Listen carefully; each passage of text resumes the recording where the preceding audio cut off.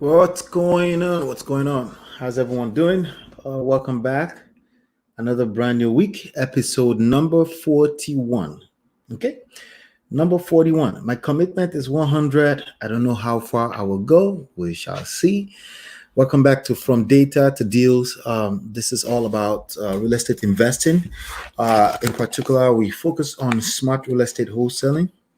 Okay, real estate wholesaling as an exit strategy, one of many exit strategies that's available in real estate investing. But that's probably the most popular one at this point. I have this book right here. It's still available for free at smartrealestatewholesaling.com. Not for much longer. Okay, so make sure you go there and you grab that. Also, this one I'll give you for free, Real Estate Money Secrets. But yeah, normally $17 on Amazon and stuff like that. So the options for a physical book, but you can download the free PDF when you get there. So I don't know, maybe I might leave it available for free like that indefinitely PDF, but not on the front page of the website. Just because where our focus is going in a different direction as far as lead generation and as far as attracting audience and stuff like that. But we're committed to this one right here, and it's a beautiful thing. If you're watching me for the first time, my name is Ola.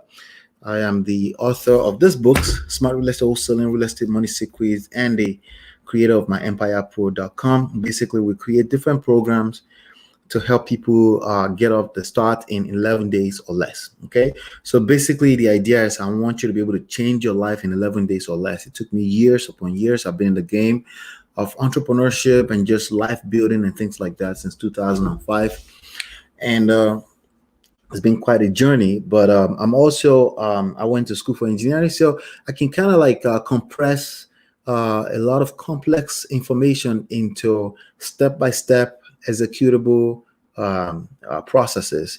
That way you don't have to go through the same headaches or anything that I went through. The truth of the matter is that this kind of knowledge is not really, for the most part, available through conventional school, right? So, so because of that, the people that have the ability and the patience to put things into, easily executable processes, they're not really involved in the game. It's street hustlers, people that didn't go to college and stuff like that, that tend to be the gurus in this kind of space.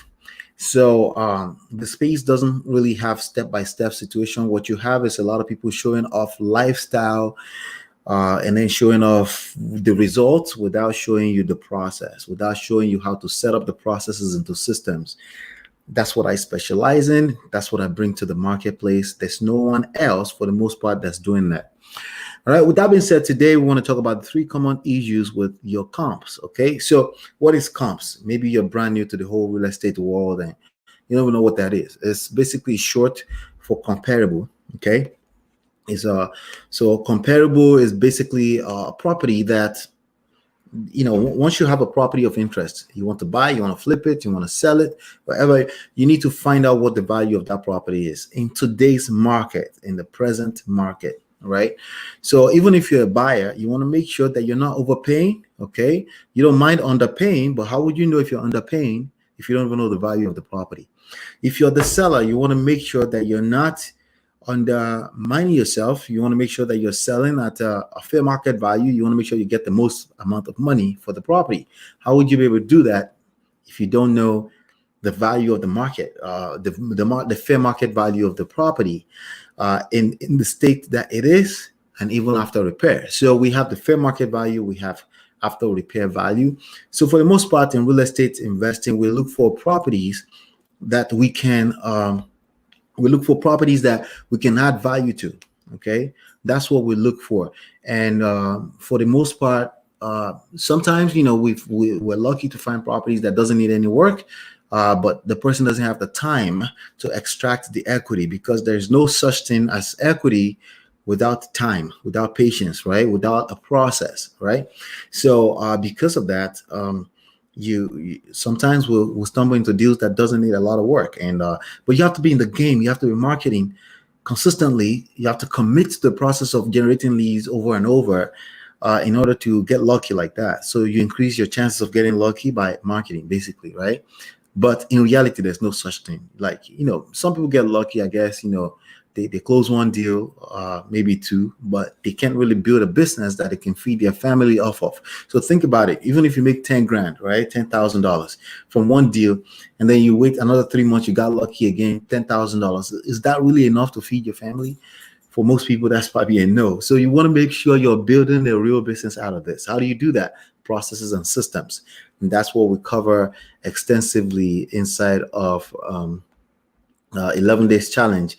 You can see that. Let me see if I can put this up for you so you can make sure you see that right there, 11dayschallenge.com.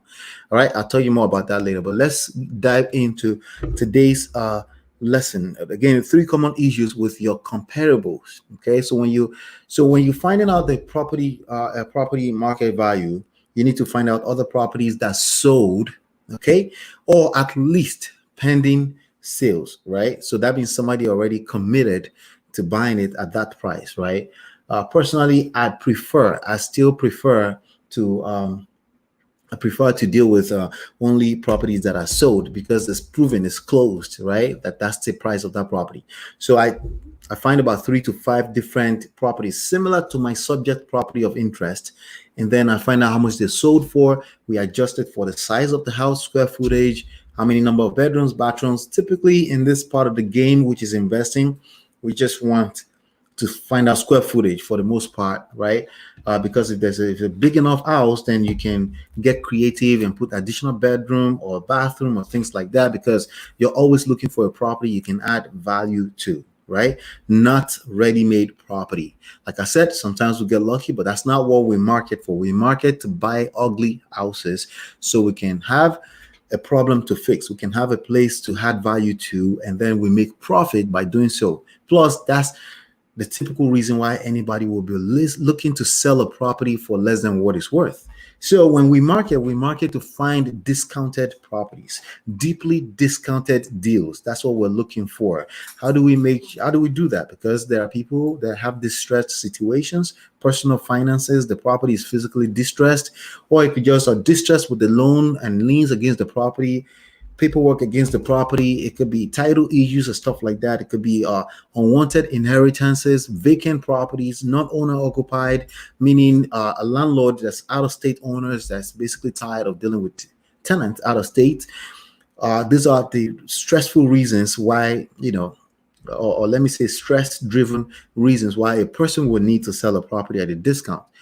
A lot of those information I just shared are public data, all right? So you can literally learn how to use data. You collect data, you analyze the data, very simple stuff online, and you can literally use that to target your marketing. So everything starts, there are 5 stages in the process. Everything starts with data as stage 1. All right. So then as far as the right software for collecting data, this right here, let me just share that real quick. You want to write that down if you're brand new here and you're not familiar with this. EmpireBigData.com is basically where you want to go, and make sure you grab that. And that right there is the software that we use for everything, basically. Okay.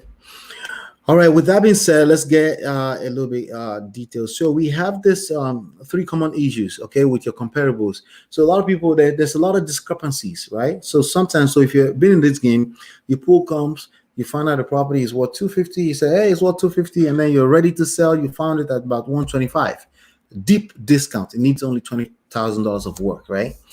You try to sell it to end buyers, okay, because basically, you don't have to have your own money or credit to do these deals. You just want to lock up the deals and then assign the deal to people that are looking to actually do the work and sell it. And you can collect $10,000, $5,000, $20,000. My highest is $82,000. Basically doing nothing. All I did is found the deal. Okay. So you found a big deal for an investor who wants to put in the work and make money. They'll pay you handsomely for that. That's the whole point of real estate wholesaling. Okay. So now you're excited. You found the deals. You did your comparables. $250,000 is what you came up with. But somehow about 2 or 3 of your buyers are saying, listen, that house is not worth $250. and then you're stuck, basically, right? And then that creates a big drama for you, and then you're wondering, where did I go wrong, right? All right. So, and then you're wondering, where did I go wrong? It could be one of these three things. It could be other reasons, right? It could be other reasons, but you know, like I said, these are like these three right here is probably the top reasons why you're running into that problem. So number one is that the comparables you pulled are on the other side of the tracks. Okay, so you found this property. The rules are the standard rules. It could vary depending on your on the local market, right? The standard rules are 1 mile radius, right? And then within sold within the last 6 months. Okay, 1 mile radius, but sold within the last 6 months. All right. So those are the standard rules right there. But there was a property within 1 mile radius of the property, and the property is on the other side of the track. You know what that means by other side of the track? Literally, there could be one street like this and the other street like this, right? And they could be completely like different values as far as a neighborhood is concerned. Okay. So with that being said, let me go ahead and show you what I mean by that. Let's go to let's go into PropStream. I'm going to go into PropStream. Okay, same software I just showed you. Okay, you can try it out at empirebigdata.com, like I said. But let me just share my screen and I'll show you exactly what I mean by on the other side of the track. A lot of people make these mistakes, and then they're like, but there's a property, that's a comp right there. But your sellers are saying, no, they know that neighborhood and that house is not what you think is worth. All right. That happens a whole lot. Okay. So it could be different side of the tracks. It could also be different town, right? So you have a lot, the way this country is structured is a little bit weird in a lot of ways, right? You have a property that's in a suburb, right? Okay, I'm going to give you an example. I'm actually going to use a real example. Okay, if you check out the mailing address of a particular property is actually different from the township that the property is actually in, with respect to real estate, property records, and property taxes. Okay, so it's a different township entirely that taxes that house, but is using a different mailing address. Okay, so here's a case in point. I'm going to use a property at 100 Isabel Street. Okay, 100 Isabel Street. So the mailing address will be Metuchen, New Jersey. Okay, right there. But that's actually not the property tax city. There, so you will see some kind of issues like this in that kind of scenario. See, you run into an error because there's a discrepancy between the mailing address and the actual property tax city, the actual city itself. Okay. Why? There's a story behind it. I've heard the story before. I don't even know, but you'll see this around the nation in a lot of ways. And if you don't know that local market, you'll be wondering what the heck, because a person called you, right? You had a lead came in, and what is a lead, right? You push out some data, you push out some marketing research. Somebody started calling you and say, hey, I got a property I wanted to sell. That's stage 3 right there. And then at stage 3, I have a property to sell. Give me the property address. They give you an address. You go into PropStream, and then you're having basically this issue right here. Okay, that is a mess. Okay, I know it's a mess. So at that point, you have to dig in a little deeper and find out what's going on. All right. So how would you do that? That's beyond the scope of this lesson. But I know this property. I just wanted to show it to you as an example, right? So instead of using the mailing address city, I'm actually going to put the city where the property is. I think it's this. Let's try that. It's either this. Okay. So it's the same mailing code, but it's a different township. The township, the municipality is different. So some people will say it's municipality. Some people will say it's township, right? All right. Okay. We still have issues, right? So even though it was coming up as an auto suggest, right? Let's go back. Let me see if I can go back here and take out this township, and then let me press enter. If that doesn't work, I have one more trick I'm going to try. Okay. I think that place is actually called Menlo Park Terrace. Okay. So if you're familiar with New Jersey, there's a place, there's a mall, there's a big mall here called Menlo Park. And that's basically around the corner from where I am talking about.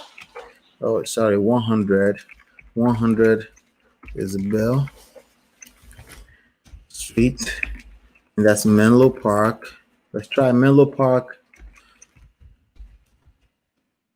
Menlo Park Terrace. All right, so if that doesn't work, I'm actually going to try. Okay, so that still didn't work. Okay. Let's try just the zip code.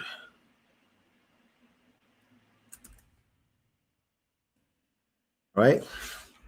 Try just the zip code 08840. So it's coming up as this, and we know that's going to give us error. Okay, so here's another trick. We're going to go into Zillow 100 Menlo Park. Oh, sorry, Isabel Street. Isabel Street, Menlo Park. Let's call it Metuchen. Let's put the mailing address. And there's a Zillow here. Okay, so let's actually use this. Let's use 40 Isabel Street. Okay, so 40 Isabel Street, Metuchen 08840. That's a good one. It's on the same block. So let's use that one. Okay. So sometimes it could be the homeowner giving you maybe an inaccurate address. Maybe you got the wrong address by mistake, like complete error. Sometimes that happens, right? So 40 Isabel Street. Let me give you that. Okay, right click, copy. So let's go back into a prop stream and put that in. All right, so let's try this one. Okay, so this property is coming up, it looks like. Okay, good. All right, so this property came up, right? So this is Metuchen, right? It's $328,000 is coming up with. All right, so this is what I wanted to show you. You see this is on the see this property is right here, and I think it's I'm trying to see if I can get a good, because I know this I know that neighborhood. Let's go back. All right. All right, great. So this is the neighborhood right here. These are all the property within. Okay, so now if I go into comparables, let's go into comparables. I'm going to click details. Okay. All right, we're going to click details. We're going to comparables. All right, awesome. Okay, I'm going to use MLS because we do a disclosure state here in New Jersey. All right. All right, so we got Metuchen. Okay, so I'm going to put this at 1 mile radius. It default to 0.5.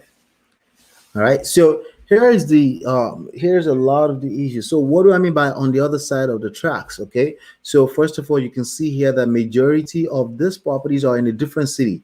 This one is Ford's. It's kind of around the corner, but we got a problem. If you use comparables that's not in the same town, okay, and I don't mean township. I don't mean municipality, and I mean town, as in they have the same city in the address. You're gonna have issues. Okay, that's gonna happen when you run into this. You recognize it. You just have to do a little bit more research. Okay, so Ford's, because this house is actually more in Ford's and not necessarily in Metuchen City. Okay, but again, because of the mailing address and the way they divided up the mailing addresses and stuff like that, it's a little weird. Okay. So these are the three common. This is number one common issues you will find in this kind of properties, right? This place is actually not Metuchen. Okay, it's not Metuchen. Let me go here. Let me show you what I mean again on the map, right? I'm gonna go and literally Google this and go into the map itself, right? And then I'll show you more of what I mean. When you run into this, you say, hey, I remember I learned this from Ola. Yeah, this could be some weird stuff like that sometimes. Okay. All right. So this is Isabel Street right here. Isabel goes all the way down to, all right. So this is Isabel Street right here. More on after this park right here. After this park right here is So if I go, okay, let me show you. Let me zoom out, okay? Let's just zoom out a little bit. Zoom out. Remember, this is 40 Isabel right here, right? Okay. It's a parkway right here. This is a Garden State Express Parkway right here, Route 1. Okay. Metuchen is not even all the way until around here. This is Main Street Metuchen right here, okay? This is the Menlo Park. I was talking about the mall. I was talking about earlier, the big mall. This little community right here is actually inside of a township called Woodbridge. This community right here, but because of the mailing, the way they divided mailing addresses, it's called Metuchen, just for that purpose only. So the people that own properties in that area, they will notice that their property is actually inside of Woodbridge. So let's see what the details says here.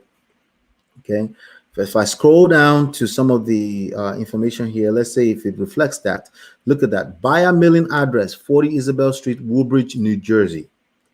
Okay, this is not a real lead, okay, just showing you this. I mean, you saw me pull it up on Google, right? That's the actual address. It's not even the mailing address. So there's a discrepancy here. This is the city, the property tax city that this property is in, right? This is it right here, Woodbridge Township. You see municipality, Woodbridge Township. Metuchen is completely a different story. So here's what happens. If you go pull up Metuchen, let's go into PropStream and pull up Metuchen. You'll see that the value in Metuchen is usually, it's a certain part of Metuchen is a lot more than $328,000 in value. Let's find out, right? So I'm going to go here. Okay, it's some high-end part of Metuchen, New Jersey. All right, there you go. Okay, so I'm going to click this. All right, and then it takes us into the actual Metuchen, New Jersey. Okay, all right, and let's scroll up here. Let's close this up here. Let me see if I can see more data about that city here. You see here, 505,000 actually dropping, and this is supposed to be dropping. It's dropped about 2%. 505,000. That's basically the average that you will see in that area. But there's some other things here. Let's see. Okay, these are listing trend. Okay, the list prices, but sales. You know, there's a little drop, maybe because of COVID. Right, last 30 days, little drop right there. We can go 6 months up.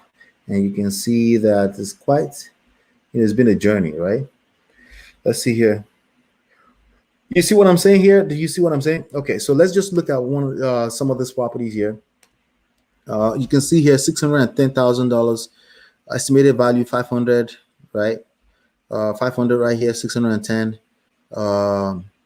That's basically 400 minimum in the actual Metuchen, okay? Probably around 400. So that neighborhood is not the same thing. What's the point I'm trying to make here? Let's go back to the point I was trying to make. That's the example I wanted to show you today, okay? Again, different side of the tracks, different towns. A lot of time there will be property comparables within 1 mile radius, but it's in a different town or on the other side of the track. It could even be the same town. You don't know if it's mailing address town. You don't know if it's actually a property tax town or city. You need to do a little bit more research and find out. Once you know, you know. Okay, so if you pick a market, stick to the market and learn everything you can learn about the market. Don't jump around. Your consistency and your commitment to processes that works. Okay, processes that work is your only key to success. Jumping around different markets is not going to help you. Because you heard a guru talk about this other market and stuff like that, it's not going to help you. The number 2 reason is high end within 1 mile radius, more than 3% above Zestimate. So when you check Zillow values and you can see that there's some like more than not 3%, more than 30% rather. Like that's a typo. More than 30% above Zestimate. You cannot use those comps, okay? If it's more than 30% above what the Zestimate says. If you see Zestimate, there's a big discrepancy, do a little bit more research, okay? Because Zestimate is usually close enough. If you're in the right market, it's usually close enough to where the value needs to be at. Don't get overly excited and lock up a contract overpriced, okay? That's another issue that I see a lot of people run into. So that's the second reason. Last but not least, number 3, you haven't mastered the science before the heart, okay? In fact, everything I just said here, hopefully you understood it a little bit, But there's a science to this madness. There's a method to this madness. Yes, there's some heart to it, right? There's a heart to it, and there's some nuances, and there's some in-betweens. There's some things you gain from experience. But a lot of people basically find themselves jumping the curve and trying to understand how real estate works before they actually learn how to consistently pump some input through the processes. What do I mean by processes? This is a framework right here. This is the framework skeleton right here. Okay. And there are processes that makes it happen. And if you don't understand that first, and you're not trying to understand all of these different nuances, like when does it go there? When do I do this? When do I do this? You have a problem because you don't have a frame of reference. Okay. You don't have a frame of reference, and that's a big deal. And that will create issues for you when you're creating comparables, because ARV, the after repair value, is basically the life of the deals, the life of your business, your reputation on the line. Because if you pump out too many non-realistic ARVs, the buyers will start looking at you like a joke. They won't open your emails. They won't pick up your phone anymore, because they're like, yeah, he's full of it. He doesn't know what a deal looks like, right? Granted, some will just be full of it themselves, but you want to make sure you cover this part of the game yourself as well, and then make sure that you're doing the right thing. But again, you need to master the science of it. You need to understand how that works. If you're new to the game, you've been going through YouTube University and you're kind of stuck, you've soaked in so much information, you don't know where to start from, then the best place to really start from will be, let me share that with you right now, is 11dayschallenge.com. All right. All right. So I have John. John, thank you so much. I appreciate you, John. God bless you too. All right. So 11dayschallenge.com is the best place you want to start from. That's boom, boom, boom, boom. I know exactly what I'm doing. 11 days, you're done. And then you can repeat that process over and over again. And basically, you close one deal, $11,000. Boom. You can keep doing the same thing over and over again.